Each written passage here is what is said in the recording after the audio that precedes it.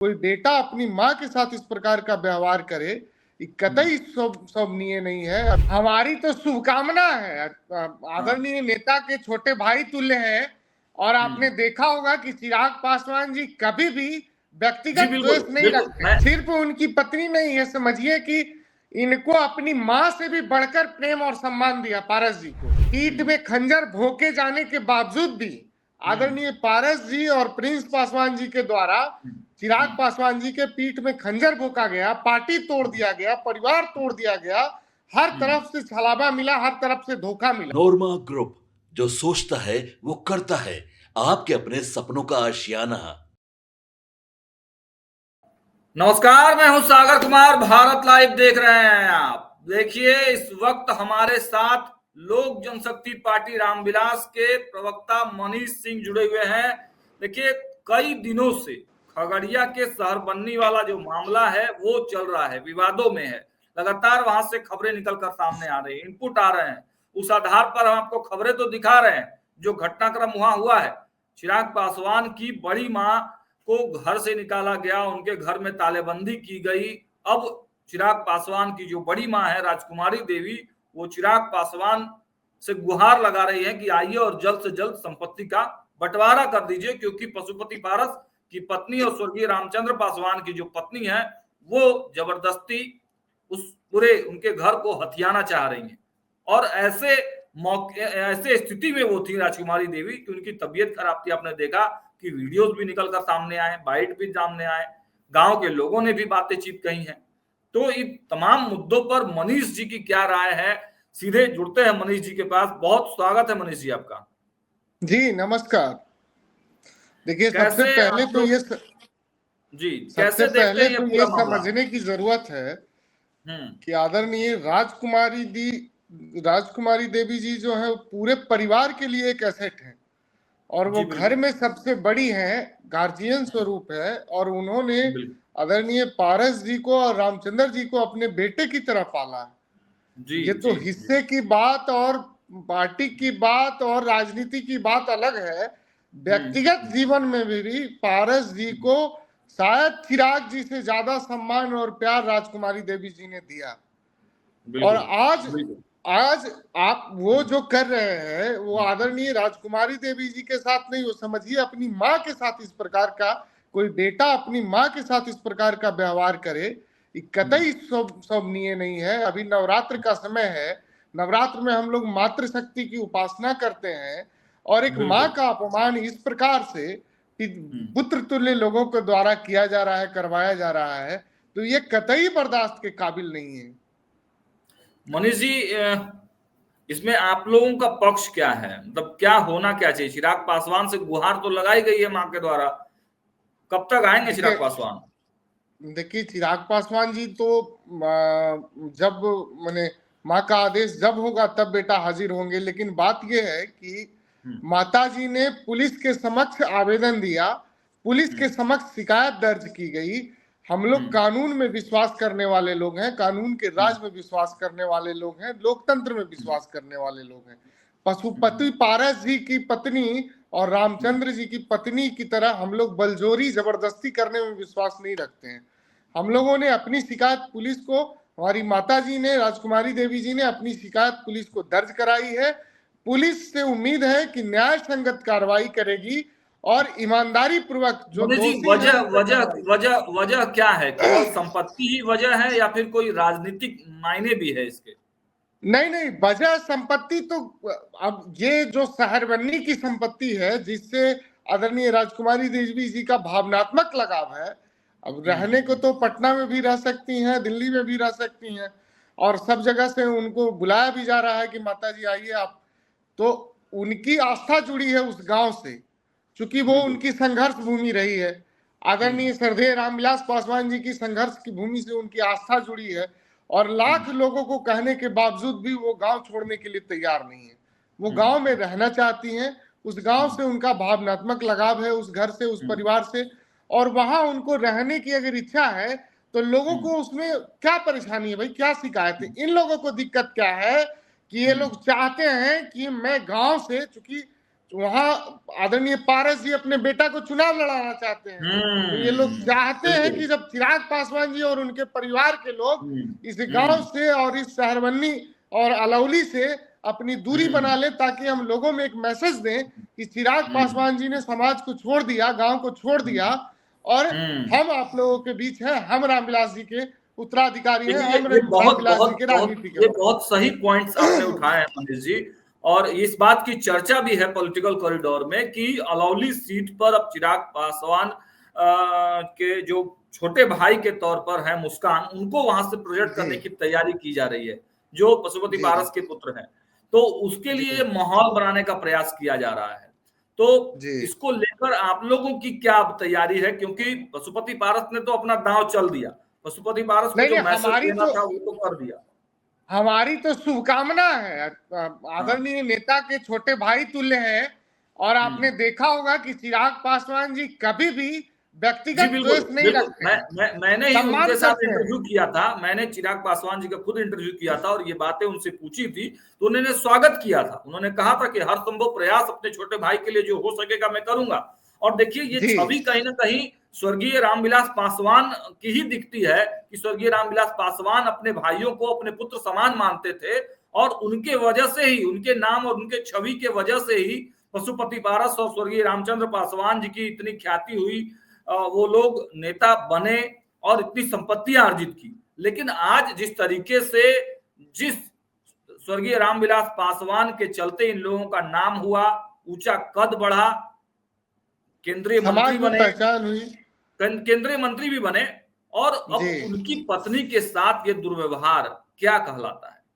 क्यों ये सिर्फ उनकी पत्नी नहीं है, समझिए कि इनको अपनी मां से भी बढ़कर प्रेम और सम्मान दिया पारस जी को। दूसरी तरफ आपने देखा होगा चिराग पासवान जी पीठ में खंजर भोंके जाने के बावजूद भी आदरणीय पारस जी और प्रिंस पासवान जी के द्वारा चिराग पासवान जी के पीठ में खंजर भोंका गया, पार्टी तोड़ दिया गया, परिवार तोड़ दिया गया, हर तरफ से छलावा मिला, हर तरफ से धोखा मिला, राजनीति में बराबर षड्यंत्र उनके खिलाफ करते रहे। इसके बावजूद भी कभी भी एक लफ्ज व्यक्तिगत रूप से चिराग पासवान जी ने कोई टिप्पणी अपने चाचा और अपने भाई के ऊपर नहीं किया। हम लोगों की शुभकामना है कि मुस्कान विधायक बने, सांसद बने और अपने पिता की तरह। लेकिन अब पशुपति पारस उल्टा ही आरोप तो आप ही लोगों पर लगा रहे हैं। वो कह रहे हैं कि सियासी मैटर बनाया जा रहा है आप लोग की तरफ से। जैसे दूध का दूध और पानी का पानी दोनों साफ है ना। माता जी का बयान आया, माता जी पुलिस में आवेदन दी, तो माता जी गांव पे, और माता जी को अब ये भी कहेंगे कि माता जी को बहला फुसला के आवेदन दिलवा दिया, बाकी लोग हैं बाहर। तो माता जी जब उनसे, माता जी का आंसू गवाह है इन सब घटना का, दूसरा कोई प्रमाण चाहिए? उन आरोपों का क्या जवाब देंगे? उनके तमाम प्रवक्ता हैं, वो लगातार हमलावर हैं। पारस खुद बोल रहे हैं, पारस जी पूर्व केंद्रीय मंत्री। नहीं, ये तो बदतमीजी है ना, ये बदतमीजी। एक तो चोरी, ऊपर से सीनाजोरी। आप गलत काम भी किए, आप उस वृद्ध महिला को घर से बाहर निकाल दिए, उनको प्रताड़ित किए। वो बीमार महिला, बताइए इलाजरत है, उनको आप घर से बाहर निकाल दिए, कमरों में ताला लगा दिए। उसके बाद जब वो शिकायत कर रही हैं, अपने बेटे को बुला रही हैं न्याय के लिए, पुलिस से गुहार लगा रही हैं। कहते हैं कि चिराग पासवान विदेशी हैं, वो तो कहते हैं चिराग पासवान विदेशी हैं।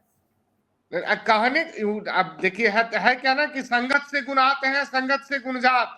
तो जब से उनको जंगल राज के महानायक से संगत हुई है, तो आदरणीय चाचा जी भी अपराधी संस्कृति से पूरी तरह से सुसज्जित हो गए हैं। तो भाषा तो वही रहेगी ना। हम अपनी भाषाई मर्यादा नहीं खोएंगे, चाचा का सम्मान करते हैं चूंकि हमारे नेता के चाचा हैं, और नेता ने या हमारे श्रद्धेय संस्थापक रामविलास पासवान जी ने जो हम लोगों को सिखाया है, वो संस्कार हमारे अंदर है।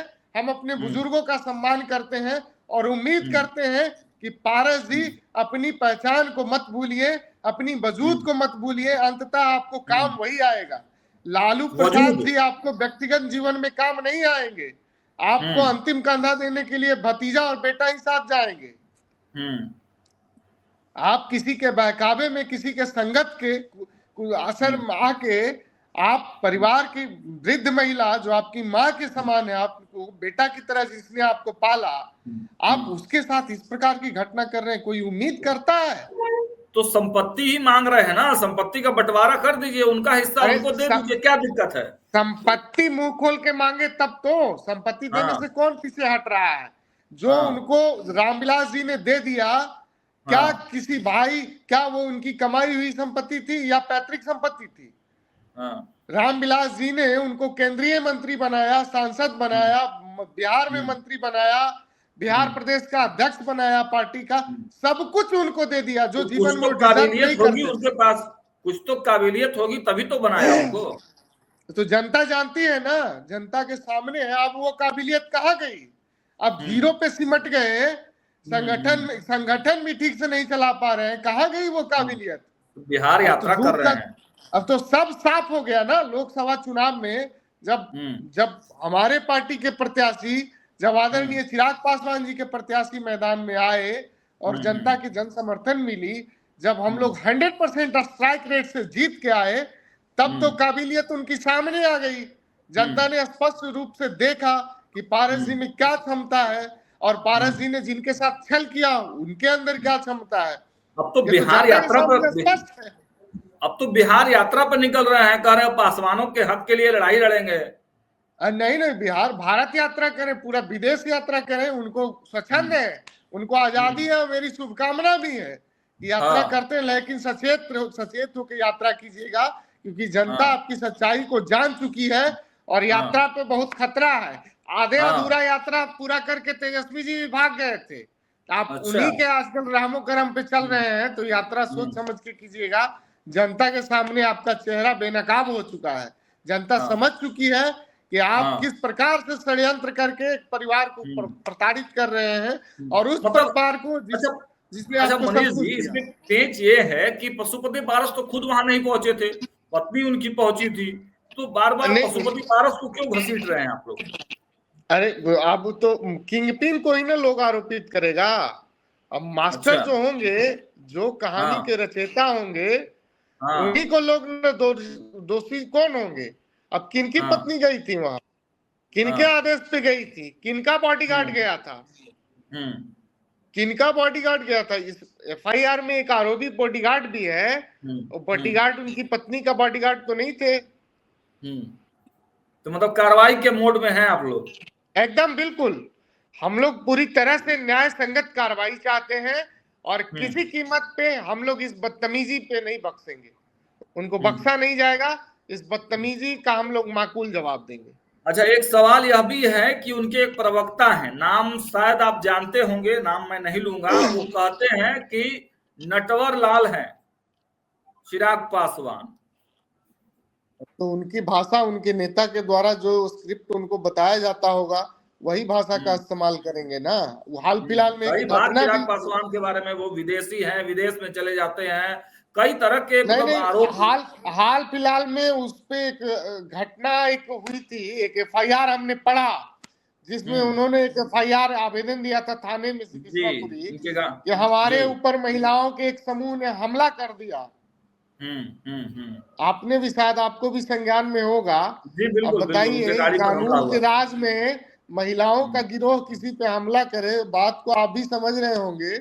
और यहाँ महिलाएं इतनी सबल हैं कि उसके साथ कोई बदतमीजी करेगा तो माकूल जवाब देगी और थाने में मुकदमा भी दर्ज कराएगी।